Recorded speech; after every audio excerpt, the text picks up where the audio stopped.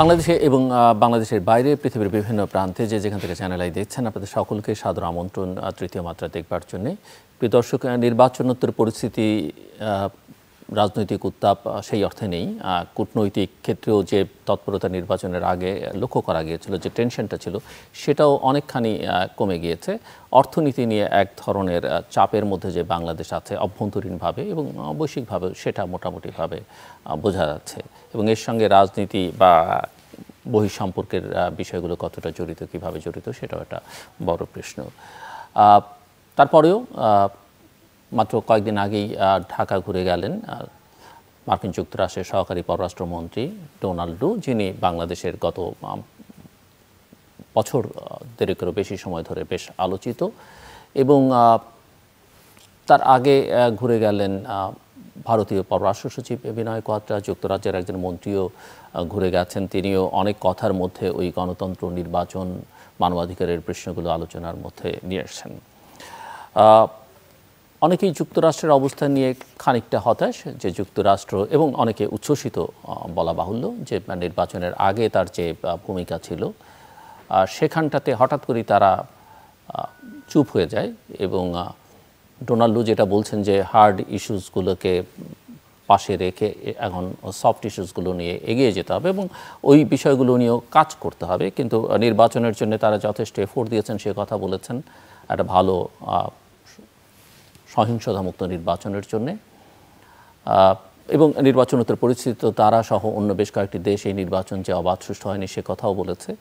কিন্তু অন্য কোনো ধরনের পদক্ষেপ অনেকে যেটা মনে করছিলেন, যেমন র্যাবের উপরে স্যাংশন, মানবাধিকারের ইস্যুতে বা নির্বাচন নিয়ে যে ভিসা পলিসি, সেটা আর কোনো পদক্ষেপ তাদের দিক থেকে দেখা যায়নি। বলা যেতে পারে যে নভেম্বর থেকে ভারতে 2+2 ডায়ালগ, যেটা যুক্তরাষ্ট্রের এবং ভারতীয় নিরাপত্তা উপদেষ্টার মধ্যে হয়েছে, তারপর থেকে যুক্তরাষ্ট্র আর কোনো একমাত্র নির্বাচনোত্তর পরিস্থিতি এটা বিবৃতি দেওয়া ছাড়া আর সেই অর্থে তেমন কিছু বলেনি। তো এটি নিয়ে অনেকের মধ্যে নানা রকমের প্রশ্ন জেগেছে, যে ভারত কর্তৃক কতটা প্রভাবিত হলো যুক্তরাষ্ট্র। যদিও মিস্টার ডোনাল্ড বলছেন যে তারা অন্যের চোখে বাংলাদেশকে দেখে না, বা কোনো দেশকেই তারা অন্যের চোখে আসলে দেখে না। সো এই ভিজিট এবং তার আগে ভারতীয় পররাষ্ট্র সচিবের ভিজিট এবং সব মিলিয়ে এই যে বহিঃসম্পর্কের যে নানা সমীকরণ, সেটা বোঝার জন্য আজকের তৃতীয় মাত্রায় কথা বলবার জন্য আমাদের সঙ্গে স্টুডিওতে আছেন বাংলাদেশ সরকারের সাবেক পররাষ্ট্র সচিব তৌহিদ হোসেন, এবং আমাদের সঙ্গে যুক্তরাষ্ট্রের ইলিনয় থেকে যুক্ত হচ্ছেন ইলিনয় স্টেট ইউনিভার্সিটির distinguished professor, American institute of Bangladesh স্টাডিজের প্রেসিডেন্ট এবং আটলান্টিক কাউন্সিলের non resident senior fellow professor doctor Ali Riaz. স্বাগত আপনাদের দুজনকে তৃতীয় মাত্রায়। আমি প্রফেসর আলী রিয়াজ আপনাকে দিয়ে শুরু করতে চাই, যে মিস্টার ডোনাল্ডুর এই সফরের তাৎপর্য আসলে কি? কারণ নির্বাচন নিয়ে তাদের মধ্যে তেমন কোনো আর কথাবার্তা বা তৎপরতা আমরা লক্ষ্য করি না। গণতন্ত্র, মানবাধিকার ইস্যুতে এগুলো তারা বলছেন বটে যে তাদের কোর ভ্যালুজ, কিন্তু অনেকেই তারা যে বাংলাদেশকে গণতন্ত্রকে প্রমোট করা বা একটা অবাধ সুষ্ঠু নির্বাচন আয়োজনের জন্য যেভাবে তৎপর ছিলেন, সেই তৎপরতায় যুক্তরাষ্ট্রের মতো একটা পরাশক্তি হঠাৎ করে একেবারেই চুপসে গেছে বলে অনেকে মনে করেন। আপনি কি মনে করেন? এবং এই যে সফরে তিনি আসলেন, এসে এখানে আপনি নিশ্চয়ই লক্ষ্য করেছেন যে ধরনের কথাবার্তা বললেন, যাদের সঙ্গে বৈঠক করলেন এবং কিছু অন্যান্য ক্রিয়াকর্মের সঙ্গেও নিজেদেরকে যুক্ত করলেন, এগুলো থেকে আসলে কি বোঝা যাচ্ছে? দুটো জিনিস বোঝা যাচ্ছে। যে প্রথম কথা হচ্ছে যে যুক্তরাষ্ট্রের সঙ্গে বাংলাদেশের সরকারের যে টানাপোড়েন তৈরি হয়েছিল, সেই টানাপোড়েনের জায়গাটাতে তারা আসলে এখন খানিকটা পিছিয়ে এসে হলেও তারা যেটাকে বলে মেন্ডিং রিলেশনশিপ, তারা সম্পর্কটা এক ধরনের ভালো করতে চাচ্ছেন এই অর্থে। আমি জাস্ট একটু আপনি বলবেন, আমি আর ইন্টারাপ্ট করবো না। একটা কথা যে তিনি বলছেন তার বক্তব্যে, পররাষ্ট্রমন্ত্রীর সঙ্গে বৈঠক শেষে বাংলাদেশের জনগণের সঙ্গে এখানে সম্পর্কটা তারা জনগণের সঙ্গে করতে চান, যেটা তারা নির্বাচনোত্তর বিবৃতিতেও বলেছিলেন। আবার অ্যাট দ্য সেম টাইম তারা বলছেন যে বাংলাদেশের সঙ্গে একটা সম্পর্কের একটা টেনশন তৈরি হয়েছিল। টেনশনটা কি সেই অর্থে বাংলাদেশের জনগণের সঙ্গে তাদের তৈরি হয়েছিল, বা নাকি সরকারের সঙ্গে তৈরি হয়েছিল? মানে আমি এই দুটো কথা ঠিক অনেক সময় মেলানো একটু ডিফিকাল্ট মনে হয় আমার কাছে। জি, আপনি বলছিলেন।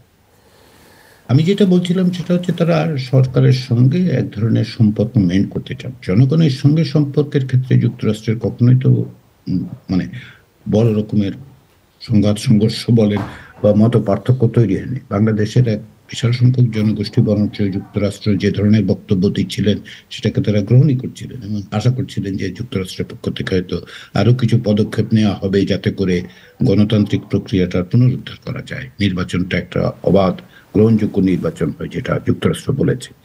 তো যেটা আমি বলছিলাম যে এটা দুটো দিক আছে আর কি। সেটা হচ্ছে এক নম্বর বিষয়টা হচ্ছে যে তারা এখন সরকারের সাথে অনেক তাদের ভাষায় কঠিন বিষয়গুলোকে পাশে রেখে অন্যান্য বিষয় নিয়ে তারা কথা বলছেন। এটা হচ্ছে সম্পর্ক উন্নয়নের চেষ্টা করা। যেহেতু এক ধরনের পার্থক্য তৈরি হয়েছে, এটা কোথা থেকে আসছে? এটা আসছে যুক্তরাষ্ট্রের পররাষ্ট্র নীতির ক্ষেত্রে, যেটাকে আমরা এঙ্গেজমেন্ট পলিসি। যুক্তরাষ্ট্র এমন কোনো পদক্ষেপ নিচ্ছে না যাতে করে বাংলাদেশ সরকারের সঙ্গে তাদের আসলে এক ধরনের বড় রকমের দূরত্ব তৈরি হয়ে যায়। দূরত্ব যেটা আছে সেটা বরঞ্চ কমানোর চেষ্টা করছে। এটা হচ্ছে একটা দিক। দ্বিতীয় যে দিকটা আছে সেটা হচ্ছে যে যুক্তরাষ্ট্রের এই যে অবস্থানগত পরিবর্তনই আপনি বলুন, নভেম্বর থেকে যেটা আপনি উল্লেখ করেছেন, সেটা কি? গত ১.৫-২ বছর ধরুন ২০২১ সাল থেকেই আমরা বলব যে বাইডেন অ্যাডমিনিস্ট্রেশন বাংলাদেশের ক্ষেত্রে যে অবস্থানটা গ্রহণ করেছিল এটা হচ্ছে মূল্যবোধ কেন্দ্রিক এক ধরনের পররাষ্ট্রনীতি, ভ্যালুজ বেসড পররাষ্ট্রনীতি, যেখানে গণতন্ত্রের প্রশ্ন, মানবাধিকারের প্রশ্ন এগুলোকে গুরুত্ব দেওয়া হবে এবং সেগুলোকে প্রাধান্য দেওয়া হবে। এই ধরনের অবস্থান বাইডেন অ্যাডমিনিস্ট্রেশনে যে প্রথম নিলেন তা কিন্তু নয়, যুক্তরাষ্ট্রের আগেও সে ধরনের চেষ্টা হয়েছে। কার্টার অ্যাডমিনিস্ট্রেশনের সময় হয়েছে, যেখানে হিউম্যান রাইটসের প্রশ্নটাকে গুরুত্ব দেওয়া হয়েছে এবং সারা বিশ্ব জুড়েই সেভাবে চেষ্টা করেছে। যুক্তরাষ্ট্র খানিক দূর পর্যন্ত সাফল্য অর্জন করেছে, অনেক ক্ষেত্রে সাফল্য অর্জন করেনি। বাংলাদেশের ক্ষেত্রে যুক্তরাষ্ট্রের পররাষ্ট্রনীতিটা আসলে আমরা যেভাবে দেখেছিলাম সেটা হচ্ছে তারা মূল্যবোধ কেন্দ্রিক একটা অবস্থান গ্রহণ করছিল। কিন্তু শেষ পর্যন্ত যেটা দাঁড়িয়েছে সেটা হচ্ছে একটা রিয়েলিস্ট পলিসি, ইন্টারন্যাশনাল রিলেশনসে যেটাকে আমরা বলি রিয়েলিস্ট পলিসি, সেই জায়গায় গিয়ে দাঁড়িয়েছে। বিভিন্ন বিবেচনার থেকে শেষ পর্যন্ত যুক্তরাষ্ট্র একটা রিয়েলিস্ট অবস্থান নিয়েছে। মাঠ পর্যায়ে যে অবস্থাটা আছে, অর্থাৎ বাস্তবে যে পরিস্থিতি আছে সেটাকে তারা মেনে নিয়েছে এবং সে মেনে নেওয়ার ক্ষেত্রে যে প্রশ্নটা আপনি বলছেন, অন্যরাও বলছে যে তারা ভারতের অবস্থানটাকেই গ্রহণ করলেন কি। হ্যাঁ, যুক্তরাষ্ট্র বলছে যে তারা সরাসরি বাংলাদেশকে দেখে, সেটাও আমরা লক্ষ্য করেছিলাম যে আসলে বাইডেন অ্যাডমিনিস্ট্রেশন সেটাই করছিল। কিন্তু বাস্তবতার বিবেচনায় তাদের কাছে যেহেতু এই অঞ্চলে ভারতের গুরুত্ব অনেক বেশি, সেহেতু ভারত যে অবস্থানটা নিয়েছে সেই অবস্থান থেকে খুব ব্যতিক্রমী অবস্থান তারা আসলে নিতে চাননি। তাতে করে ভারতের চোখ দিয়ে বাংলাদেশ দেখা হলো নাকি বাংলাদেশকে দেখার ক্ষেত্রে যুক্তরাষ্ট্র তার বাস্তব জাতীয় স্বার্থকে বিবেচনা করলো, সেটাও আপনাকে মনে রাখতে হবে। আমার কাছে মনে হয়েছে যে আসলে ভারতের অবস্থানের সঙ্গে যুক্তরাষ্ট্রের অবস্থানের অ্যালাইনমেন্টটা হয়েছে এই কারণে যে যুক্তরাষ্ট্র মনে করছে যে এটা তার জাতীয় স্বার্থের অনুকূল। এই মুহূর্তে যদি বাংলাদেশের উপর চাপ প্রয়োগ করা হয়, যদিও মানে তাহলে যেটা হবে যে বাংলাদেশের অবস্থানগত পরিবর্তন ঘটে আরো বেশি চীনপন্থী হতে পারে। এটা ভারতীয়দের যুক্তি এবং এটা আমি ঠিক গ্রহণ করি না, কিন্তু এইটা সম্ভবত ওয়াশিংটনে এই ধরনের একটা ধারণা তৈরি করা হয়েছে এবং এটা গ্রহণযোগ্যতা পেয়েছে। এই পরিস্থিতির মধ্যেই আসলে আমরা যুক্তরাষ্ট্রের অবস্থানটা দেখতে পাই। তো এখানে যে কথা কিন্তু আপনি আপনি আপনি বলেন এবং অন্য অনেকেই বলে যে 14 সাল থেকে বা তারও আগ থেকে যখন ভারতের প্রভাব বাংলাদেশে বৃদ্ধি পাচ্ছে, তখনই আসলে চীনের ইনফ্লুয়েন্সটাও ইনক্রিজ করছে একই সময়। এবং নির্বাচনের পরে যেটা বলছিলেন যে ভারতীয়রা যেটা বুঝিয়েছে অন্যদেরকে, কিন্তু এটা লক্ষণীয় যে নির্বাচনের পরেও আসলে চীনের প্রভাবই বিস্তৃত হচ্ছে এবং সেটা সাধারণভাবে যারা একটা সময়ে মার্কিন যুক্তরাষ্ট্রের দিকে তাকিয়েছিল তাদেরও অনেকের এখন আমি সোশ্যাল মিডিয়াতে লক্ষ্য করি, অন্য জায়গায় লক্ষ্য করি, তারাও মনে করেন যে না, চীনই হয়তো, কারণ তাদের এখন প্রধান আক্রমণের লক্ষ্যবস্তু হচ্ছে ভারত, কাজে চীনই সেখানে তাকে একটা সহায়তা দিতে পারে বা সাহায্য করতে পারে, সেটা যুক্তরাষ্ট্র নয়। এরকম একটা পারসেপশন অনেকের মধ্যে তৈরি হচ্ছে সাধারণভাবে। সঙ্গত কারণেই তৈরি হয়েছে। এটা আমি 2020 সাল থেকে বলছিলাম। আপনার হয়তো মনে থাকবে আটলান্টিক কাউন্সিলের একটা লেখা আমি লিখেছিলাম 2020 সালে যে আসলে বাংলাদেশের দিকে আমাদের নজর দেওয়া দরকার। কি কারণে? সেটা হচ্ছে ওইখানে ভারত এবং চীনের মধ্যে একটা প্রতিদ্বন্দ্বিতা তৈরি হবে। নির্বাচনের পরবর্তী সময়ে আমি যে কথাগুলো বলার চেষ্টা করেছি গত জানুয়ারি মাস থেকে, সেটা হচ্ছে এই অবস্থানের কারণে, যুক্তরাষ্ট্রের এই অবস্থানের কারণে যেটা দাঁড়াবে সেটা হচ্ছে যে এই ক্ষেত্রে ভারত এবং চীনের মধ্যে এক ধরনের প্রতিদ্বন্দ্বিতামূলক সম্পর্ক তো আছেই, সেটা অব্যাহত থাকবে। কিন্তু আপনি যেটা উল্লেখ করেছেন সেটা খুব গুরুত্বপূর্ণ। সেটা হচ্ছে যে দেখুন ২০০৯ সাল থেকে ভারতের সঙ্গে বাংলাদেশের সম্পর্কের ঘনিষ্ঠতা অত্যন্ত গভীর হয়েছে। এটা রাজনৈতিক কারণে হয়েছে, সেটা আমরা সকলেই জানি। এবং সেই সময়টাতেই আসলে চীনের প্রভাব বৃদ্ধি পেয়েছে এবং বাংলাদেশ বিআরআইতে যুক্ত হয়েছে ২০১৬ সালে, ২০১৪ সালের নির্বাচনের পর। খেয়াল করে দেখুন ২০১৪ সালের নির্বাচন করার ক্ষেত্রে ভারতের যে ভূমিকা ছিল সেটা শুধুমাত্র সুজাতা সিং এর মানে সফরে তো যথেষ্ট, এমনকি ক্ষমতাসীন দলের নেতা নেত্রীরা স্বীকারও করেছেন, স্পষ্টভাবেই স্বীকার করেছেন। এবং আমার যতদূর মনে পড়ে যে এখনকার পররাষ্ট্রমন্ত্রী হাসান মাহমুদ সেটা বলেছেন, এই মেয়াদেই তিনি কথাটা বলেছেন। তো এখন ভারত চীনের এই প্রভাবকে মোকাবেলা করতে পারবে কিনা বাংলাদেশে, সে বিষয়ে আমার সংশয় আছে। ভারতের সঙ্গে যে রাজনৈতিক নির্ভরতা এই ক্ষমতাসীনদের তৈরি হয়েছে সেটা যথেষ্ট কিনা যে চীনের প্রভাবকে মোকাবেলা করার ক্ষেত্রে, বিশেষত অর্থনৈতিক কারণে, যেটাকে আমরা সফট পাওয়ার বলি, সফট পাওয়ারের দিক থেকে চীন অনেক বেশি এগিয়ে আছে। এইটা একটা গুরুত্বপূর্ণ বিবেচনার দিক আর কি। ফলে আমার যেটা মনে হয়েছে, পুরনো প্রসঙ্গে যদি ফিরে যায়, যে যুক্তরাষ্ট্র এখন যে অবস্থানটা নিচ্ছে এটা দুটো দিক। এক নম্বর হচ্ছে এঙ্গেজমেন্টের পলিসি। আমি নিজে খুব একটা এঙ্গেজমেন্টের ক্ষেত্রে এঙ্গেজমেন্টের পলিসির সমর্থক নই। আমি মনে করি না যে এঙ্গেজমেন্টের একেবারে ডিসএঙ্গেজ হবে, তাও আমি বুঝি না, কিন্তু এঙ্গেজমেন্টের ক্ষেত্রে কোনটাকে প্রাধান্য দেওয়া হবে সেটা একটা গুরুত্বপূর্ণ বিষয়। দ্বিতীয় বিষয় যেটা, সেটা হচ্ছে সেটা এই ভ্যালুজ বেসড বা মূল্যবোধ কেন্দ্রিক পররাষ্ট্রনীতি অনুসরণ করতে গিয়ে যে ধরনের কৌশল গ্রহণ করা উচিত ছিল, সেক্ষেত্রে যুক্তরাষ্ট্রের কৌশলের ক্ষেত্রে একটা বড় রকমের দুর্বলতা থেকে গেছে। সবশেষে যে কথাটা বলি আমি, যেটা সেটা হচ্ছে, অনেকেই বলেন যে যুক্তরাষ্ট্র অনেক কিছু করেছে। হ্যাঁ, যুক্তরাষ্ট্রের পক্ষ থেকে বিভিন্ন রকম কথা বলা হয়েছে, চাপ দেওয়া হয়েছে। অন্ততপক্ষে ৮-১০ জন লোক ১ বছরে শীর্ষ পর্যায়ের কর্মকর্তা বাংলাদেশে গেছেন, তারা জোর দিয়ে বলেছেন। কিন্তু কার্যকরভাবে কোনো ধরনের পদক্ষেপ গ্রহণের ক্ষেত্রে যুক্তরাষ্ট্রের দ্বিধা কিন্তু আমরা সবসময় লক্ষ্য করেছি। তারা বলছেন বটে, বলেছেন, এক অর্থে চাপও দিয়েছেন, কিন্তু খুব কার্যকর পদক্ষেপ কি গ্রহণ করেছিল যুক্তরাষ্ট্রে? ভিসা নীতি। আপনার এই অনুষ্ঠানেও আমি বলেছি, অন্যত্রও বলেছি ভিসা নীতির পর থেকে, যে শুধুমাত্র একটা ভিসা নীতি দিয়ে একটি দেশে অবাধ, সুষ্ঠু, গ্রহণযোগ্য নির্বাচন জন্য সরকারকে রাজি করানো যাবে, এটা আমার কখনোই মনে হয় না। আমি আশা করি, অনুমান করি ওয়াশিংটনের লোকজন আসলে সেটা বুঝতে পেরেছেন, জেনেই তারা ভেবেছেন, আশা করেছেন। ফলে আগামী দিনগুলোতে যুক্তরাষ্ট্রের সাথে সম্পর্কের ক্ষেত্রে যে দ্বিমাত্রিকতা থাকবে, এমনিতেই তো বহুমাত্রিক, বিভিন্ন রকম সিকিউরিটি কোঅপারেশন আছে, ইকোনমিক কোঅপারেশন আছে এক ধরনের, তারপরে ধরেন পলিটিক্যাল লেভেলেও এক ধরনের যোগাযোগ আছে। সিকিউরিটি কোঅপারেশনের মধ্যে ধরেন কাউন্টার টেরোরিজমের একটা বড় রকমের ভূমিকা পালন করে এসছে অন্তত পক্ষে গত বছরগুলোতে। তো এই মাত্রাগুলো কিন্তু একটা এক ধরনের টানাপোড়েন যে একেবারে শেষ হয়ে যাবে তাও নয়, কিন্তু আগের মতো সেই জায়গায় যাবে না। কেন যাবে না সেটা হচ্ছে যুক্তরাষ্ট্রের এখনকার অবস্থানগত কারণে। তারপরে ধরুন নির্বাচনের পরে কি হবে, এখন থেকে নভেম্বর নির্বাচনের পরে কি হবে, যুক্তরাষ্ট্রের নির্বাচনের পরে, সেটা আসলে আমাদের বিবেচনা রাখা দরকার। যে আমি আসবো আবার আপনার কাছে, যেটি প্রফেসর রিয়াজ বলছিলেন যে ভিসা পলিসি, এবং আমরা যুক্তরাষ্ট্রের অনেক দেশেই দেখেছি যে তারা ভিসা পলিসি দিয়ে একটা সময় গিয়ে বাংলাদেশে তারা অ্যানাউন্সও করেছে যে আমরা কার্যকর করতে শুরু করেছি, কিন্তু অন্যান্য দেশের সর্বশেষ নিকারাগুয়াতে আমরা দেখি তারা বলেছে যে আমরা এতজনকে ভিসা নীতির আওতায় এনেছি এবং তারা কোন কোন পেশা সেটাও বলেছে, কিন্তু বাংলাদেশে সেটা কিন্তু তারা একদমই বলেন। এবং যে কারণে সরকারের একজন অ্যাডভাইজার বলছেন যে ভিসা নীতি এখন আর কার্যকর নেই বলে তিনি মনে করেন, আর কার্যকর করলে সেটা বিরোধী দলের উপরে করতে হবে। র্যাব ইস্যুতেও আমরা দেখেছি যে সরকারের ভাষ্য পরে স্টেট ডিপার্টমেন্টের বক্তব্য আমরা শুনলাম যে এই যে র্যাবের উপরে স্যাংশন তুলে নেওয়া না নেওয়া। সো আপনি সামগ্রিকভাবে এই সফর এবং এই যে এনগেজমেন্টের কথা বলছে, কতটা মানে যে সম্পর্কের জালে জড়িয়ে পড়েছে বাংলাদেশ চীনের সঙ্গে এবং ভারতের সঙ্গে, সেখানে যুক্তরাষ্ট্রের সঙ্গে কতখানি সম্ভব হবে? কেননা যদিও যুক্তরাষ্ট্র ভারতের মধ্যে এক ধরনের মৈত্রী আছে চায়নাকে কন্টেইন করবার জন্যে, কিন্তু আমরা নির্বাচনকে কেন্দ্র করে লক্ষ্য করেছি যে চীন এবং ভারত আবার কিন্তু এক ধরনের মৈত্রীর জালে আবদ্ধ, যেখানে তারা চায় না কোনো অবস্থাতেই কোনো ফুটপ্রিন্টস আমেরিকার বা পশ্চিমাদের। সো এটা একটু বুঝতেছে। এবং প্রফেসর রিয়াজ যদিও বলছিলেন যে নভেম্বরের নির্বাচন পর্যন্ত ভারতের নির্বাচনের পরিস্থিতিতে কোনো রকমের মেরুকরণের বিষয় আপনি দেখেন কি না?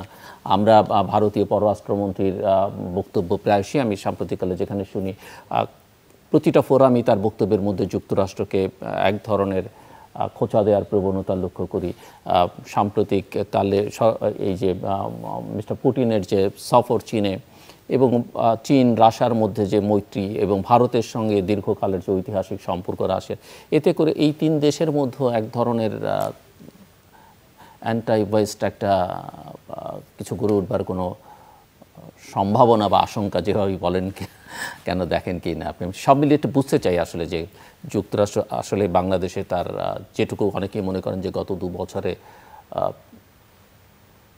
আগের চাইতে বাংলাদেশের মানুষের মধ্যে তার যে ইমেজটা ছিল অনেক বেড়েছে এবং সেটা আবার আস্তে আস্তে কমতে শুরু করেছে।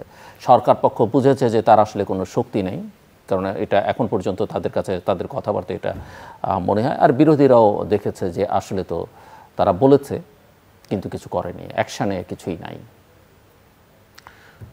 প্রথমত আমি আলিজাজ ভাইয়ের সাথে সম্পূর্ণ একমত যে ভিসা নীতি দিয়ে আসলে এত বড় একটা রাজনৈতিক পরিবর্তন, যেটাতে এত বেশি মানুষের এত ভয়ঙ্কর স্বার্থ আছে, তারা শুধু এই ভিসা নীতির কারণে পিছিয়ে যাবে বা পথ পরিবর্তন করবে, এটা প্রত্যাশা করা ঠিক না। তবে আপনি যেটা বলেছেন সেটার একটা ভিত্তি আছে যে আসলে ভিসা নীতি অন্যান্য দেশের ক্ষেত্রে যেটুকু অন্ততপক্ষে পাবলিসাইজ করেছে সেটুকু বাংলাদেশের ক্ষেত্রে করেনি। এমনিতে ভিসা নীতি কিন্তু ইন্ডিভিজুয়ালি পাবলিসাইজ করার কথাও না। আমাকে যদি ভিসা না দেয় সেটা আপনাকে জানাবেন না, নামটা জানাবেন না, কিন্তু আমরা যেই ট্রেন্ডটা লক্ষ্য করেছি সংখ্যাটা এবং পেশাগুলো তারা একটা বলে সেটা উল্লেখ করা হয়নি। এটা একটা কথা বটে, এটা হতে পারে। একটা জিনিস আমার যেটা মনে হয়েছে, এটা অনেকটা রিয়াজ ভাই যেরকম বলে ওই রকমই, সেটা হলো যে ভারত এর যে শক্ত অবস্থা স্পষ্ট হয়েছে 2+2 পরে, মার্কিন যুক্তরাষ্ট্র তো স্বাভাবিকভাবে তাদের স্বার্থ বিবেচনা করেই পলিসি নির্ধারণ করবে। আমার মনে হয় তারা হিসাব করেছে যে ঠিক এই মুহূর্তে বাংলাদেশের নির্বাচন ইস্যুতে ভারতের সাথে একটা সংঘাতময় সম্পর্কে যাওয়া, কারণ সে ভারতের পক্ষ থেকে অনেকটা কিন্তু অ্যাপ্রোচটা সেরকম ছিল। তারা মার্কিন যুক্তরাষ্ট্রের কোনো কথা শুনতে রাজি ছিল না এই ব্যাপারে, স্পষ্টতই।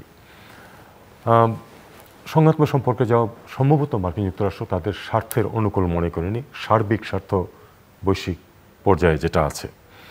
এখন এখানেই এসে যায় যে আসলে চীন, ভারত ইত্যাদি, মার্কিন যুক্তরাষ্ট্র, রাশিয়াও এসে গেছে। এটা বোধহয় একটু স্পেকুলেটিভ হয়ে যাবে যদি আমরা মনে করি যে পুতিন চীন সফরে গেছেন বলে এবং রাশিয়ার সাথে ভারতের সম্পর্ক অত্যন্ত ঘনিষ্ঠ হয়েছে, বিশেষ করে অর্থনৈতিক সম্পর্ক। কতগুলো তো বিষয় আছে, যেমন রাশিয়ার উপরে স্যাংশন দেওয়ার পরে আমরা দেখেছি ভারত সেখান থেকে তেল এনেছে, সেখানে কিন্তু আবার খানিকটা ইরানের উপরে স্যাংশন দেওয়ার সত্ত্বেও এখন একটা যুক্তরাষ্ট্রের টেনশন। এখানে আমি খানিকটা ব্রিঙ্কম্যানশিপ খানিকটা দেখতে পাই যে ভারত টেস্ট করে দেখেছে বাংলাদেশের ক্ষেত্রে যে মার্কিন যুক্তরাষ্ট্র রিলেন্ট করে, ভারতকে অ্যাবান্ডন করতে রাজি না। কাজে আমার মনে হয় এটা তাদেরকে সাহসও জুগিয়েছে, কারণ তারা এর আগেই কিন্তু রাশিয়া থেকে তেল কিনছে এবং সেই প্রেক্ষিতেই তারই একটা এক্সটেনশন আমরা হয়তো এটা দেখতে পাই। কিন্তু এখনও আমার পক্ষে এটা চিন্তা করা বেশ কঠিন বলে মনে হয় যে একেবারে রাশিয়া খুব ভালো অবস্থায় আছে।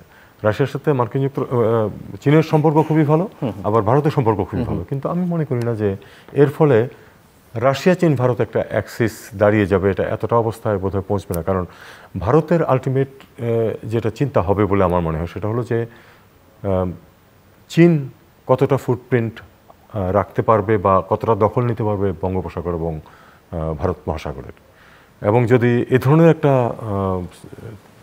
ত্রৈদেশীয় সম্পর্ক দাঁড়ায় তাহলে চীনের যেরকম একটা অ্যাগ্রেসিভ ভাব আছে এখন পররাষ্ট্রনীতির ক্ষেত্রে, তারা অবশ্যই চাইবে এবং তারা ইতিমধ্যে অনেকখানি এগিয়েছে মিয়ানমারের মাধ্যমে। একটা জিনিস আমাদেরকে খেয়াল করতে হবে, দুই পক্ষের সিভিল ওয়ার চলছে খুব বাজেভাবে বার্মাতে, কিন্তু চীন দুই পক্ষের সাথেই কিন্তু সম্পর্ক ভালো আছে এবং যে দুটো পাইপলাইন আছে বিভিন্ন এলাকার মধ্যে দিয়ে গেছে, বিভিন্ন ধরনের ইনসার্জেন্সি সেখানে চলছে, কেউ কিন্তু টাচ করে না এই পাইপলাইন দুটোকে, চীনের স্বার্থ যেটাতে আছে। তার মানে চীন এক হিসাবে বঙ্গোপসাগর পর্যন্ত পৌঁছে গেছে কিন্তু, এবং সিভিল ওয়ার হোক আর যাই হোক তাদের এই ফুটপ্রিন্ট নষ্ট হবে না, বরং এটা আরও শক্তিশালী হতে থাকবে। ভারতকে অবশ্যই এই জিনিসটাকে বিবেচনায় নিতে হবে। সমস্যাটা আমি বাংলাদেশের পক্ষ থেকে যেটা সামনে দেখতে পাচ্ছি সেটা হলো যে একটা ব্যালেন্স সৃষ্টি করা এই তিন দেশের সম্পর্কের মাঝে, বিশেষ করে চীন, বাংলাদেশ এবং ভারত বাংলাদেশ। দেখুন, চীনের রাষ্ট্রদূত কিন্তু বলেছিলেন যে নির্বাচনের পরেই তিস্তা প্রজেক্টের কাজ শুরু হবে। নির্বাচনের পরে 3 মাসে কিন্তু কোনো ধরনের কোনো অগ্রগতি ওদিকে নেই, বরং এখন এসে তো বলে গেলেন যে ভারত এটাতে অর্থায়ন করতে চায়। এটা খুবই একটা অদ্ভুত ব্যাপার। সমস্যাটা ভারতের সৃষ্টি। ভারত কোনো পানি আসতে দিচ্ছে না বলেই আমাদের এখানে কিছু একটা ব্যবস্থা দরকার, কিছু পানি যাতে আমরা স্টোর করতে পারি, সেটা আবার ভারত বলছে তারা ফাইন্যান্সিয়ালি। এবং আমাদের দিক থেকে বলা হয়নি যে তোমরা তো পানি দেওয়ার ব্যবস্থা করো, সেই চুক্তি। আমরা একটা সত্যি কথা বলি, ভারতের কোনো ব্যাপারে আর এখন আমরা যে জোর দিয়ে বলি না, এটা তো স্পষ্ট। আপনার এই যে সর্বশেষ যে বর্ডার কিলিং হলো, আগে তো কিছু প্রোটেস্ট হতো, আজকাল কিন্তু একজন রাজনীতিবিদ একটি শব্দ উচ্চারণ করেন এটা নিয়ে। এই যে 2 ছেলেকে মেরে, এবং যেটা আপনি বলছেন যে স্বর্ণযুগ, আমরা বলি না এটা নিয়ে। তার মানে ভারতের সম্পর্কের স্বর্ণযুগে না, মানে ভারতের জন্য এম্বারাসিং হতে পারে এরকম কোনো কিছু না বলারই কোথাও একটা পলিসি আমরা নিয়েছি। সেটা বিভিন্ন কারণ থাকতে পারে, সেটা বিবেচনায় আমরা না গেলাম। তাহলে এখন দেখুন, ভারতের যে 3টা লাইন অফ ক্রেডিট আছে $7 বিলিয়ন। প্রথমটা কিন্তু অনেক পুরনো, সেটা মনমোহন সিং এর আমলে $2 বিলিয়ন। সেটাই এখন কিন্তু ডিসবার্সমেন্ট শেষ হয়নি। পরেরগুলির ডিসবার্সমেন্টের পরিমাণ অত্যন্ত কম। এখন এই যে ভারত একটা কথা এসে রেখে গেল, ভারতের মুখ থেকে না কিন্তু আমাদের মুখ থেকে বেরিয়েছে, তারা বলেছে এটা যে তিস্তায় অর্থায়ন করবে। তার মানে কি এই প্রকল্পটা মাঠে মারা যাবে? কারণ ওই স্পিডে যদি এগোয় তাহলে তো আগামী 10 বছরেও এটার কোনো কিছু হবে না। হোয়ারেজ চীনের সাথে যদি এটা নিয়ে একটা চুক্তি হতো, চীন যেরকম আগ্রহী ছিল, সেটাতে ভারতের আপত্তির কারণ আছে, আমরা জানি সেটা আছে। তাহলে কিন্তু আমরা 2-3 বছরের মধ্যে সেটা ফলাফল দেখতে পেতাম যে আসলে কিছু পানি স্টোরেজ করা যাচ্ছে, এবং আমাদের এই এলাকাতে যে তীব্র পানির সংকট দেখা দেয় শুকনো মৌসুমে, সেটা এবার একটু কম, কারণ গরম বেশি হওয়ার কারণে বরফ গলেছে, পানি একটু এসেছে তিস্তাতে, কিন্তু নর্মাল বছরে কিন্তু এটুকু পানিও আসে না। যাই হোক, তো আমি মনে করি যে চূড়ান্ত বিষয়টা দেখা দেবে এখানে যে কিভাবে বাংলাদেশ এই দুটোর মধ্যে ব্যালেন্স করবে। আপনি মার্কিন যুক্তরাষ্ট্রকে বাইরে রাখলেও যদি রাখেন যে ঠিক আছে, তারা দেখা যাচ্ছে যে তারা তেমন কিছু করতে পারবে না, এখানে সমস্যাটা আরো হবে এই কারণে যে চীনের কাছে আমরা ঋণ চেয়েছি, কারণ আমাদের তো রিজার্ভের অবস্থা খুবই খারাপ। চীন যদি ইউয়ানে ঋণ দেয় সেটা কিন্তু আমাদের কাজ করবে এই কারণে যে আমাদের তো $14 বিলিয়ন ডেফিসিট আছে চীনের সাথে। সেই টাকাটা যদি আমরা দিতে পারি চীনা মুদ্রায়, তাহলে তো আমাদের ডলারের উপর চাপ একটু কমে। এটা আমাদের জন্য কিন্তু সাময়িকভাবে, পরে তো ডলার দিয়েই শোধ করতে হবে ওই ঋণ, কারণ আমাদের তো ইউয়ান নাই। কিন্তু অন্তত সাময়িক একটা স্বস্তির কারণ হতে পারতো, কিন্তু সেটা ভারত বা আমেরিকা কেউই পছন্দ করার কথা না কিন্তু এটা। তো কাজে এই সব দিক বিবেচনা আমি মনে করি যে সামনে বরং মার্কিন যুক্তরাষ্ট্র যতটা চ্যালেঞ্জ তো আছেই, কারণ বলা হয়েছিল যে বোধহয় র্যাবের উপর নিষেধাজ্ঞা উঠবে, এটা পরিষ্কার হয়ে গেছে র্যাবের উপর নিষেধাজ্ঞা উঠছে না ইতিমধ্যে। এবং সর্বশেষ র্যাবের হেফাজত একজনের মৃত্যু, যেটা নিয়ে মানে আবার একজন, হ্যাঁ, অনেকদিন পরে কিন্তু এটা।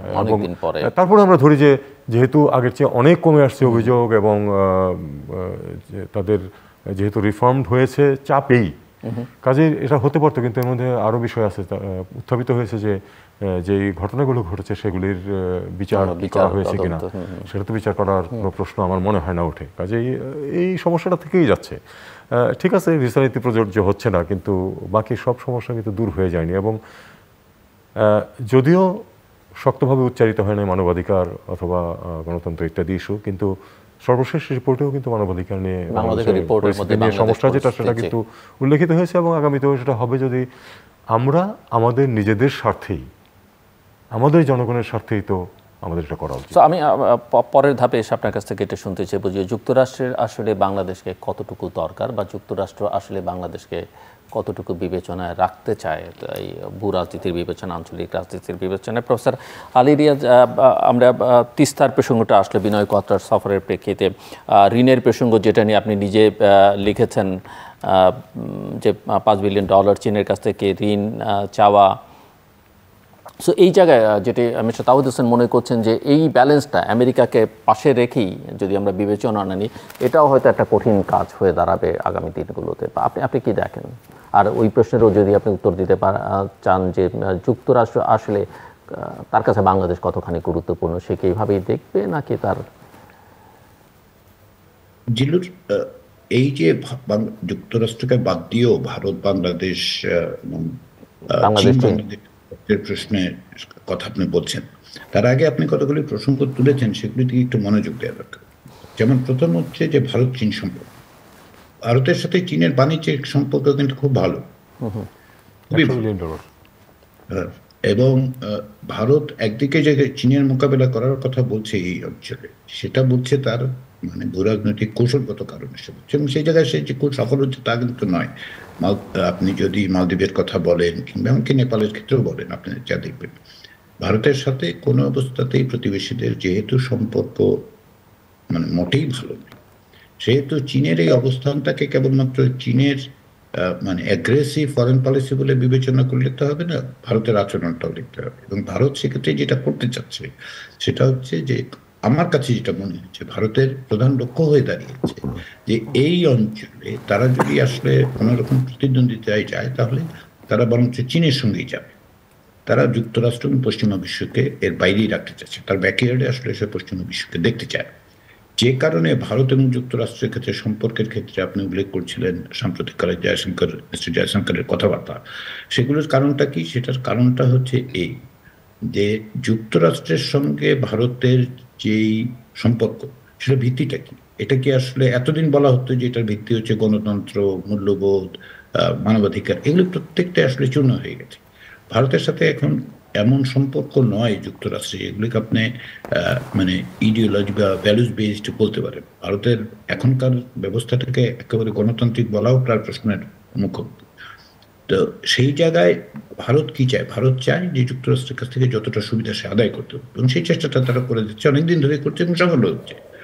তো এই এই বিবেচনা থেকেই আসলে যুক্তরাষ্ট্র তার পররাষ্ট্র নীতি গ্রহণ করছে যে ভারতকে তার মানে জায়গায় রেখেই আমাকে অগ্রসর হতে হবে এই অঞ্চলে।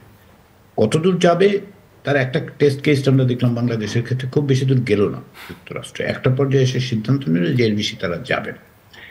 এখন এই পরিস্থিতি মোকাবেলা করার ক্ষেত্রে ভবিষ্যতে বাংলাদেশের জন্য যেটা চ্যালেঞ্জ, সেই চ্যালেঞ্জটা কিন্তু কেবলমাত্র এই ত্রিপাক্ষিক ব্যালেন্স করা নয়। পররাষ্ট্রনীতির ক্ষেত্রে বড় চ্যালেঞ্জটা হচ্ছে যে তার ইকোনমি অ্যাফ্লোট রাখা, বাংলাদেশের অর্থনীতিটা, যেটা তহিদ ভাই বলছেন যে চীনা মুদ্রায় টাকা নিয়ে করবেনটা কি? আপাতত ব্যান্ড-এইডের ব্যবস্থা করতে পারবেন, পরে তো আর এই সংকট থেকে বেরোতে পারবেন, তাই না?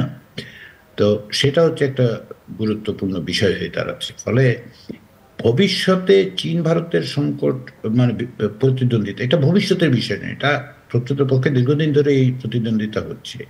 এবং এই জায়গায় একটা বড় জিনিস হচ্ছে মিয়ানমারের প্রশ্ন, যে মিয়ানমার পরিস্থিতি খানিকটা প্রভাব বিস্তার করবে। ধরুন আরাকান এলাকায় আরাকান আর্মি এবং অন্যান্য ইনসার্জেন্টরা যদি আরো বেশি সাফল্য অর্জন করে, যেটা ভারতের জন্য চ্যালেঞ্জ হবে। তহিদ ভাই যেটা উল্লেখ করেছেন যে চীনের স্বার্থ কিন্তু সংরক্ষিত হচ্ছে মিয়ানমার, ভারতের স্বার্থ সংরক্ষিত হচ্ছে না। তারপরে ভারত এবং চীন একই জায়গায় আছে, কারণটা কি? ভারত চাচ্ছে এর মধ্যেও তার স্বার্থটা যাতে সংরক্ষিত হয়। তো ভারত সেই চেষ্টা বাংলাদেশের ক্ষেত্রে করবে রাজনৈতিকভাবে। তিস্তা প্রকল্পে বাংলাদেশে ভারতের অর্থ দেওয়ার প্রতিশ্রুতির যে কথা বাংলাদেশ বলছে, ভারত বলছে, বাংলাদেশ বলছে, সেটা আসলে চীনের সাথে দর কষাকষির জন্য করা হচ্ছে, নাকি যে ভারতের সঙ্গে রাজনৈতিকভাবে তার সখ্য আছে সেটা প্রমাণ করার জন্য বলা হচ্ছে? এই প্রশ্নগুলো থেকে যাচ্ছে আর কি। এবং এই টেনশনগুলো বাংলাদেশের জন্য মানে এটা কোনো ব্যালেন্সিং অ্যাক্ট নয় আসলে, এটা আসলে এক ধরনের হেজিং হচ্ছে। এবং এই টেনশনের পরিণতি হচ্ছে যে আপনি সুস্পষ্টভাবে কোনো অবস্থান নিচ্ছেন না, তার একটা অর্থনৈতিক ইম্প্যাক্টও আছে, আপনি খেয়াল করলে দেখবেন, এবং সেটা বেয়ার করতে হবে সাধারণ জনগণকে। যে শেষ প্রশ্ন যেটা করেছিলেন আপনি, আরেকটা প্রশ্ন করেছিলেন যেটা মিস্টার তাওহিদ হোসেনকে আমি করলাম, যে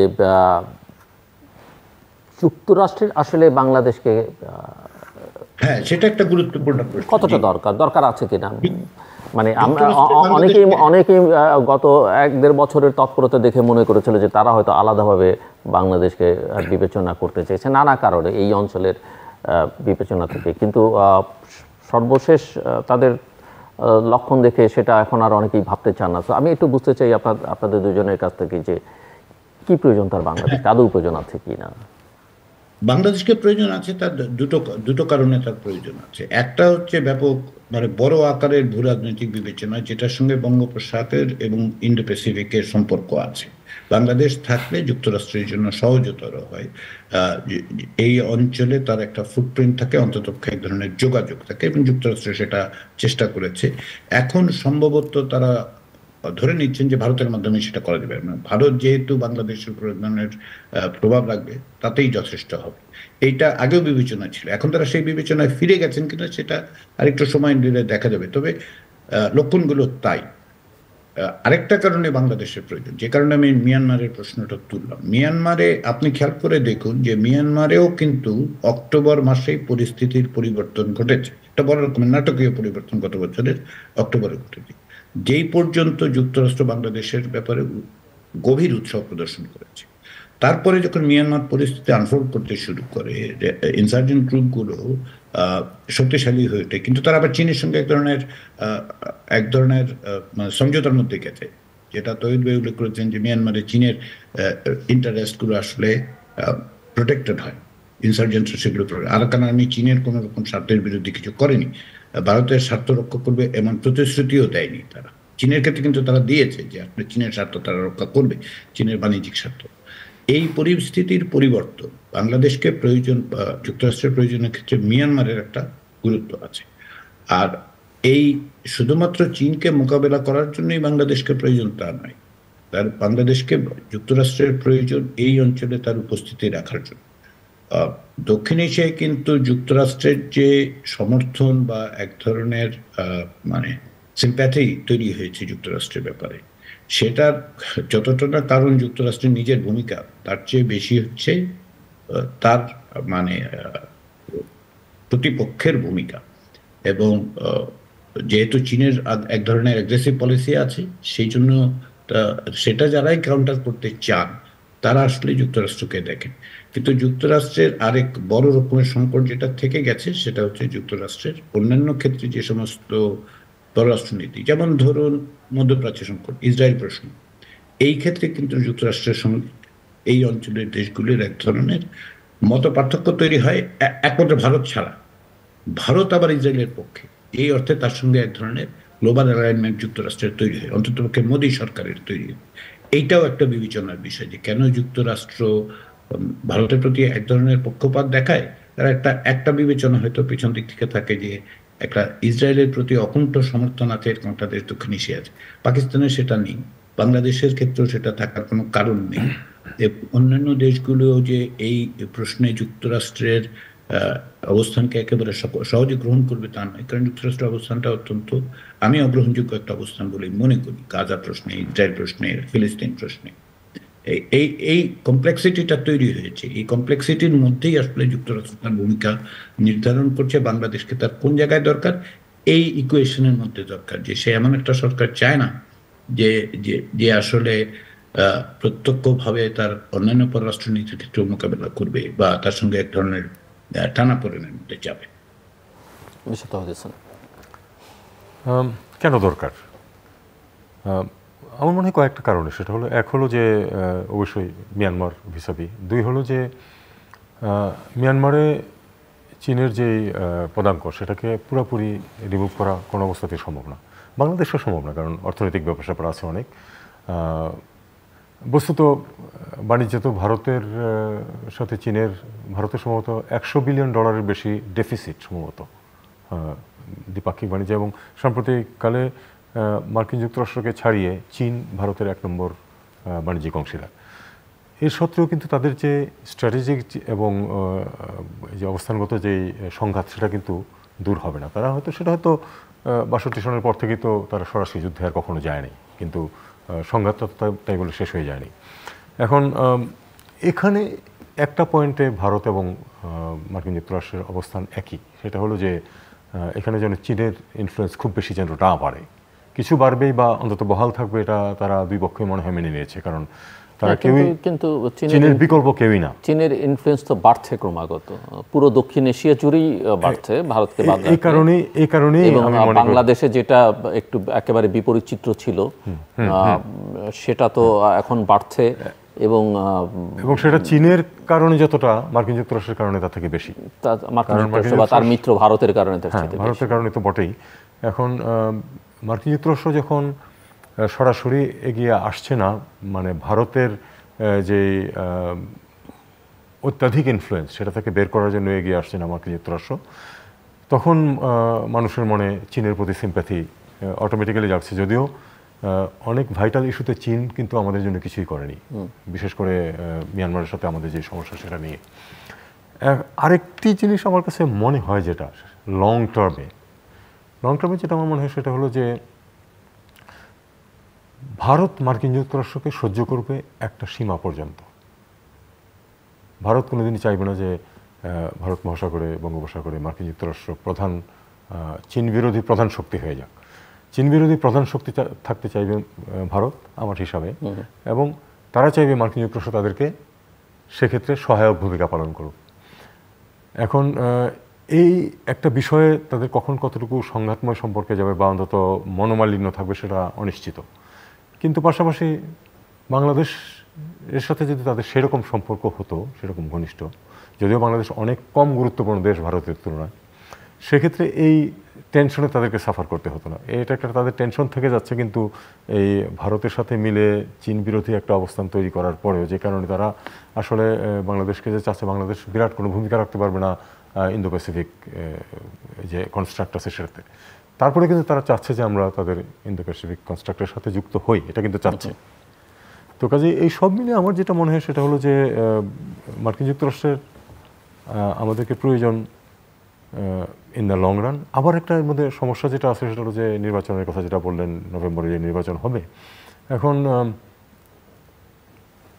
ডোনাল্ড ট্রাম্প যদি ফিরে আসেন, উনি বাংলাদেশ কোথায় হয়তো জানবেন না, জানেন না তো এর আগে তো তো যখন তার কোনো উপদেষ্টা তার সাথে বাংলাদেশ নিয়ে কথা বলতে যাবে, হয়তো উনি বলবেন যে ওটা থাকুক, ভারত নিয়ে বলো বা চীন নিয়ে বলো ইত্যাদি ইত্যাদি। এই সমস্যাটা যখন সৃষ্টি হবে, তখন কিন্তু সেটা চীন এবং ভারত উভয়ের জন্যই সুবিধাজনক হবে বাংলাদেশের ক্ষেত্রে। প্রফেসর রিয়াজ কি মনে করেন? এবং আমি একটু আপনাদের দুজনের কাছ থেকেই, যেহেতু এই আলোচনাটা এবং বাংলাদেশের ইস্যুতে আলোচনার মধ্যে ভারতের নির্বাচন এবং যুক্তরাষ্ট্রের নির্বাচন আলোচনার মধ্যে আসছে বর্তমান বাস্তবতায়, এই দুটো নির্বাচনকে মানে প্রেডিক্ট করা যাচ্ছে কি অবস্থা? যুক্তরাষ্ট্রের নির্বাচনে এখন পর্যন্ত প্রেডিক্ট করার মতো পরিস্থিতি তৈরি হয়নি। যেটা লক্ষ্য করা যাচ্ছে যে মিস্টার ট্রাম্প অনেক ক্ষেত্রেই যে অবস্থানে, যে জায়গায় থাকার ছিল তার চেয়ে অনেক বেশি এগিয়ে আছেন। বিশেষ করে যেগুলিকে আমরা সুইং স্টেট বলি, সেগুলিতে 7টার মতো, সেগুলির প্রায় সবগুলোতেই, অন্তত পক্ষে 5টাতে তো অবশ্যই ট্রাম্পের অবস্থান বাইডেনের চেয়ে শক্তিশালী। 2 নম্বর বিষয় যেটা হচ্ছে সেটা হচ্ছে যে মিস্টার ট্রাম্পের সমর্থকরা একাট্টা, তাদের আসলে নড়চড় হবার কোনো রকম সম্ভাবনা নেই।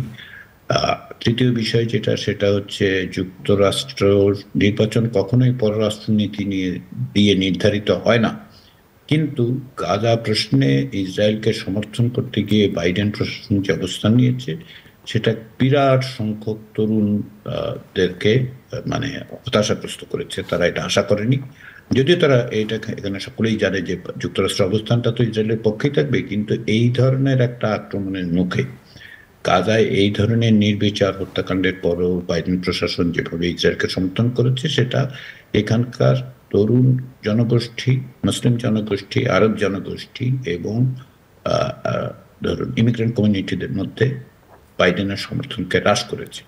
তারা ভোটের দিন শেষ পর্যন্ত ভোট দিতে যাবেন কিনা, গেলে কাকে ভোট দেবেন, এই সমস্ত প্রশ্ন থেকে যাচ্ছে।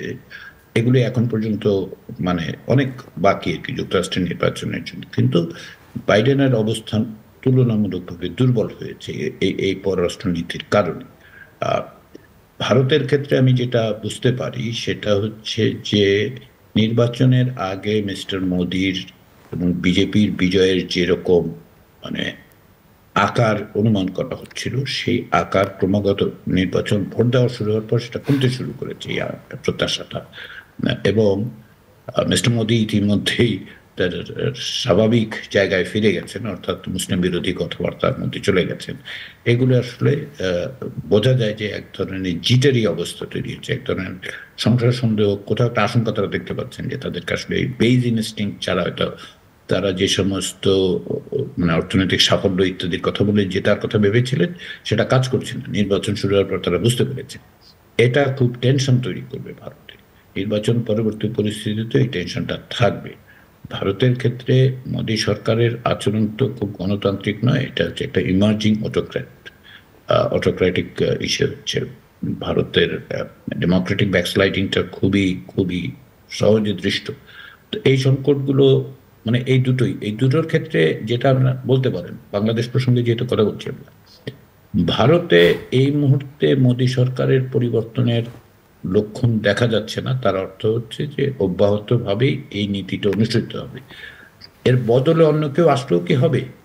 বাংলাদেশ ক্ষেত্রে নতুন নীতি অনুসৃত হবে আসলে আমার তা মনে হয়, কারণ ভারতের স্ট্যাবলিশমেন্টের অবস্থানটা বাংলাদেশকে তারা সিকিউরিটি লেন্স দিয়ে দেখেন এবং তারা মনে করেন যে এটা তাদের জন্য যে কোনো প্রকারেই হোক এখানে একটা তাদের সমর্থক সরকার থাকা খুবই জরুরি। বলে গেলে চলবে না যে আসলে 2014 সালে নির্বাচনের সময়টাতে কারা ক্ষমতায় ছিল। মানে ক্ষমতায় বিজেপি বা কংগ্রেসের পরিবর্তনে খুব বড় রকমের পরিবর্তন আশা করে লাভ নেই। আমরা পররাষ্ট্রনীতি নিয়ে কথা বলছি বটে, ধরেন যুক্তরাষ্ট্রের অবস্থান কি হবে, কিন্তু জেলুর আমি যেটা মানে এটা ফুটনোট হিসেবে না একেবারে সামগ্রিকভাবে বলতে চাই যে ধরুন যুক্তরাষ্ট্র বাংলাদেশে গণতন্ত্র চায় না, ধরুন মানে আমরা ধরেই নিলাম ভারত চায় না বাংলাদেশের গণতন্ত্র, চীন চায় না বাংলাদেশের গণতন্ত্র, বাংলাদেশের মানুষ চায় না। যদি চান তাহলে তারা কি ভূমিকা পালন করবে, এটা হচ্ছে প্রশ্ন। বাংলাদেশ একটা অর্থনৈতিক সংকটের মধ্যে আছে, যেটা যুক্তরাষ্ট্র অর্থ ঢালতে পারে, চীন অর্থ ঢালতে পারবে, কিন্তু এগুলো তো ঋণ, শেষ পর্যন্ত সত্য করতে হবে বাংলাদেশের মানুষকে, তাই না? সেখানে কে ক্ষমতায় থাকবেন সেটা কোনো বিবেচ্য বিষয় না। এগুলি বরঞ্চ আমাদের গুরুত্ব দেওয়া উচিত যে বাংলাদেশের যে সংকট, সেই সংকট সমাধান করার জন্য ওয়াশিংটন, দিল্লি, বেইজিং, ব্রাসেলসের দিকে তাকিয়ে না থেকে তাকাতে হবে যে বাংলাদেশের মানুষ কি পরিস্থিতি মোকাবেলা করছে। বাংলাদেশের যারা ম্যান্ডেট পাবেন তারা যে পররাষ্ট্রনীতি গ্রহণ করুক সে নিয়ে তার অ্যাকাউন্টেবিলিটি থাকবে, সেটা নিয়ে আলোচনা হবে। ধরুন চীনের কাছে টাকা চাওয়া হয়েছে, এটা নিয়ে কোথাও আলোচনাই নেই, কোথাও কোনো আলোচনা নেই। আইএমএফ যে সমস্ত শর্ত দিচ্ছে, একসময় বাংলাদেশের সরকারি কর্মকর্তারা আমাদেরকে সকলকে বলেছিলেন কি আইএমএফ কোনো শর্ত দিচ্ছে না, আইএমএফ এমনিতেই টাকা দিচ্ছে। আইএমএফ কাউকে শর্ত ছাড়া টাকা দেয় না, কোথাও দেয়নি। ফলে তখন যারা বলেছেন শর্ত ছাড়া টাকা দিচ্ছে, আমরা টাকা নিচ্ছি, এখন দেখুন এই আইএমএফ এর শর্তগুলোর দায় কে শোধ করে? আসলে সাধারণ মানুষ করে। এই বছর 4 বার তেলের দাম বাড়বে, ফিউলের দাম বাড়বে, তাই তো? এগুলি নিয়ে আলোচনা করে পথ বের করার জন্য, হ্যাঁ বৈশ্বিক রাজনীতিতে বাংলাদেশ থাকবে, বিভিন্ন রকম টানাপোড়েনের মধ্যে থাকবে, কিন্তু কেন থাকবে? থাকবে বাংলাদেশের মানুষের স্বার্থ যাতে সংরক্ষিত হয়। আমি সেই জায়গাটাই তো দেখতে পাচ্ছি না। এই যে সম্পর্ক ভারতের সাথে কি সম্পর্ক হবে, সে সম্পর্কে বিবেচনা এই নয় যে বাংলাদেশের মানুষের স্বার্থ সংরক্ষিত হবে কিনা, বাংলাদেশের স্বার্থ সংরক্ষিত হবে কিনা। তিস্তা বলুন, 2 বছরের মধ্যে গঙ্গার পানি চুক্তি আসলে শেষ হয়ে যাবে। গঙ্গার পানি চুক্তিতে সব পানি পাওয়া গেছে তাও তো না, কোথায় যাবে বাংলাদেশ? ধরুন তহিদ ভাই উল্লেখ করেছেন যে প্রতিদিন সীমান্তে হত্যাকাণ্ড, এগুলি কি বাংলাদেশের স্বার্থের জন্য? চীনের কাছ থেকে আপনি ইউএনএ নেবেন না ডলারে নেবেন, তার চেয়েও বড় কথা হচ্ছে চীনের কাছ থেকে আনা অর্থ আসলে কিসের জন্য ব্যয় করা? সেই ম্যান্ডেট কি আছেই সরকারের? এই ম্যান্ডেট কি নেওয়া হয়েছিল? বাংলাদেশের মানুষকে কি জিজ্ঞাসা করা হচ্ছে? বাংলাদেশের মানুষের স্বার্থ কি সংরক্ষিত হচ্ছে? যুক্তরাষ্ট্র কি দেবে কি দেবে না তার কি, যুক্তরাষ্ট্র তো চ্যারিটি নয়, যুক্তরাষ্ট্র তার স্বার্থ সংরক্ষণ করার জন্য, সেটা মিয়ানমারই হোক, ইন্দো প্যাসিফিক, বাংলাদেশের মানুষের স্বার্থ সংরক্ষণের দায়িত্ব কি যুক্তরাষ্ট্রের, না বাংলাদেশের মানুষের স্বার্থ সংরক্ষণের দায়িত্ব হচ্ছে বাংলাদেশের মানুষের নির্বাচিত প্রতিনিধি? সেই প্রশ্নগুলো আমাদের তোলা দরকার। পররাষ্ট্রনীতি নিয়ে আলোচনা করব, কিন্তু পররাষ্ট্রনীতি তৈরি হয় কিভাবে, কিসের ভিত্তিতে, কার স্বার্থে, সেগুলো আমাদের প্রশ্ন করা দরকার। যে জনগণের স্বার্থে, দেশের স্বার্থে, নাকি গোষ্ঠীগত স্বার্থে? রাজনৈতিক বিবেচনা প্রাধান্য পায়, ক্ষমতায় অধিষ্ঠিত হওয়ার টিকে থাকার বিবেচনা হয়, নাকি বাংলাদেশের মানুষের স্বার্থ? এগুলি আসলে আমাদের প্রশ্ন তোলা দরকার। যেগুলো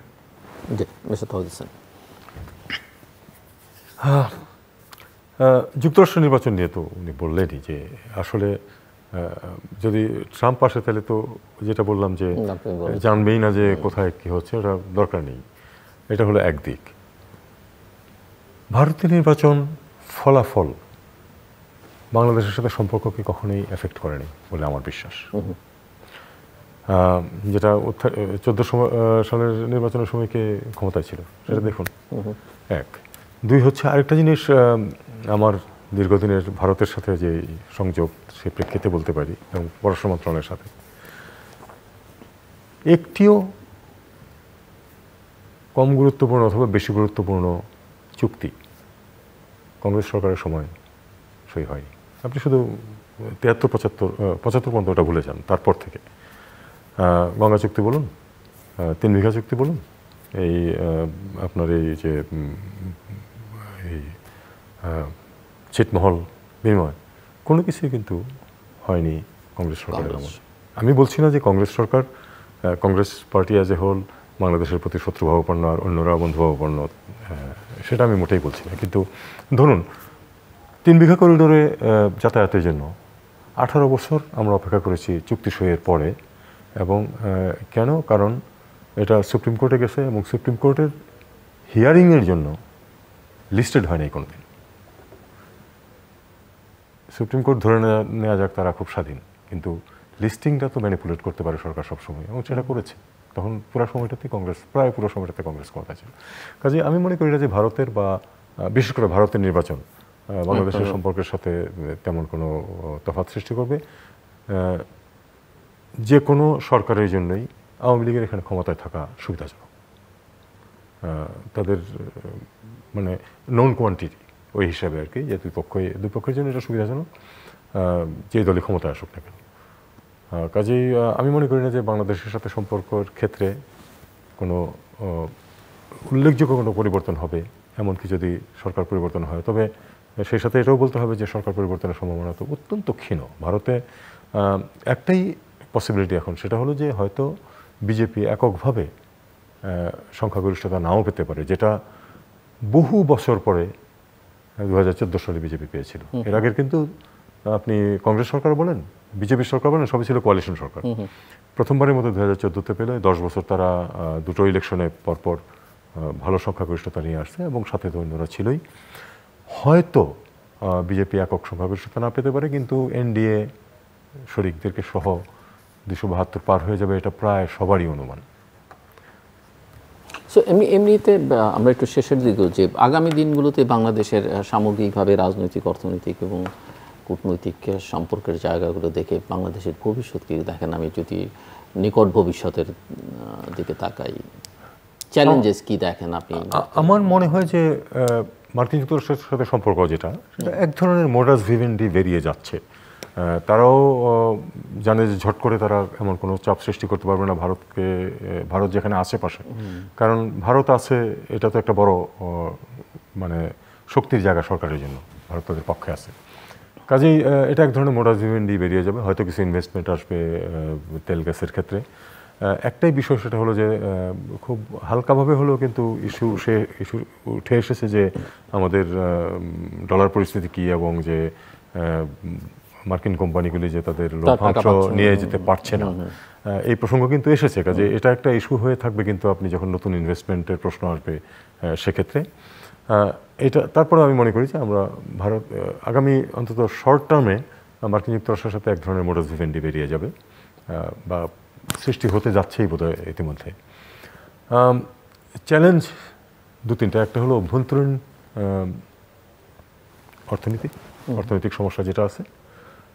দেবপ্রিয় খুব ভালোভাবে এটা উল্লেখ করেছিল যে আমরা শুধু বিদেশি ঋণের কথা বলি, কিন্তু 2/3 ঋণ তো হলো অভ্যন্তরীণ, এবং সেটার জন্য তো টাকা ছাপিয়ে হোক বা টাকা তুলে হোক দিতে হচ্ছে, সে শোধ দিতে হচ্ছে। সেটা করে তো মুদ্রাস্ফীতি বাড়ছে, শুধু বিদেশের কারণে, ডলারের দাম বাড়ার কারণে না, which is very valid point.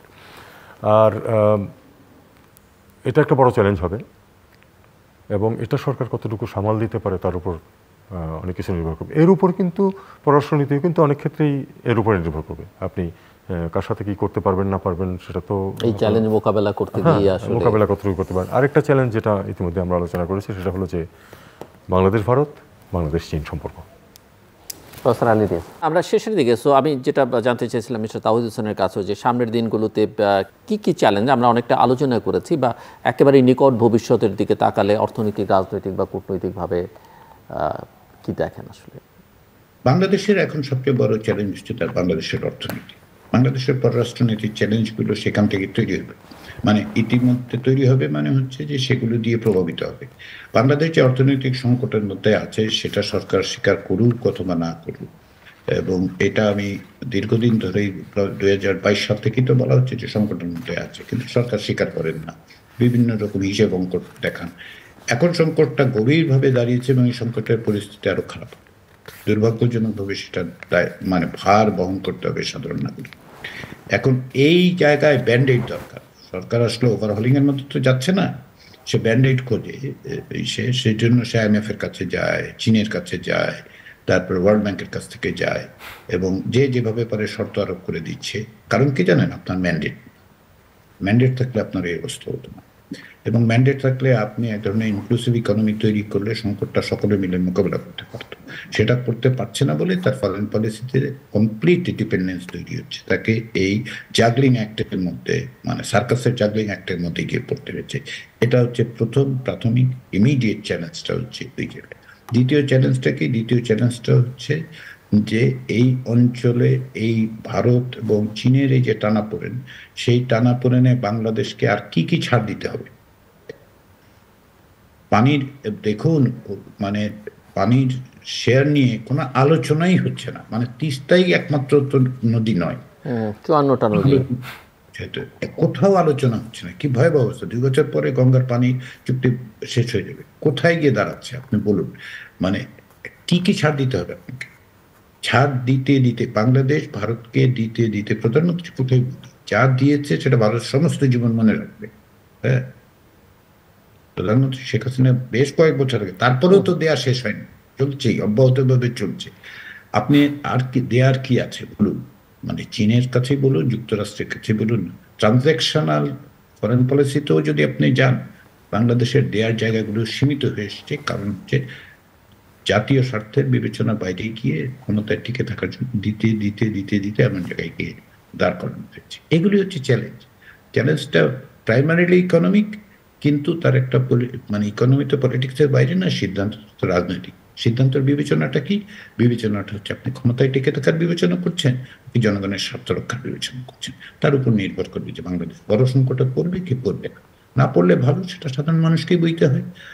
আপনি আমাদের পরিচিত বন্ধু বান্ধব আত্মীয় স্বজনরা এই বিপদে পড়ুক, সেটা তো চাই না আমরা কেউ।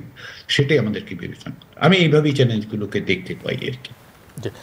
দর্শক, অনুষ্ঠানের শেষ প্রান্তে আমরা সামাজিক যোগাযোগ মাধ্যম ফেসবুক এবং টুইটারে মাত্র লাইভ স্ট্রিম হচ্ছে, আপনারা দেখতে পারেন। টেলিভিশনের পর্দায় দেখতে না পারলে যে কোনো সময় যে কোনো স্থান থেকে ইউটিউবে তৃতীয় মাত্রার চ্যানেলটি সাবস্ক্রাইব করেই পর্ব বা পুরোনো পর্বগুলো আপনারা দেখতে পারেন। প্রফেসর ডক্টর আলী রিয়াজ এবং মিস্টার তাওহিদ হোসেন, অসংখ্য ধন্যবাদ এই আলোচনা অংশ নেওয়ার জন্য।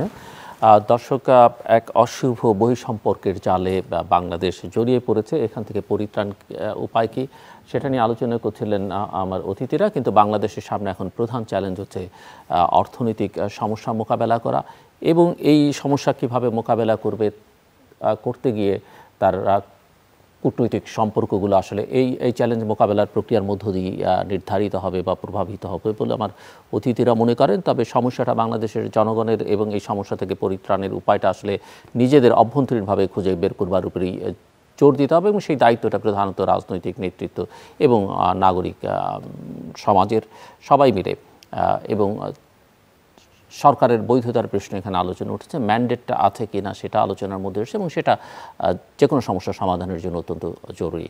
আমাদের সঙ্গে থাকবার জন্য অসংখ্য ধন্যবাদ। আমাদের সবার জন্য শুভকামনা।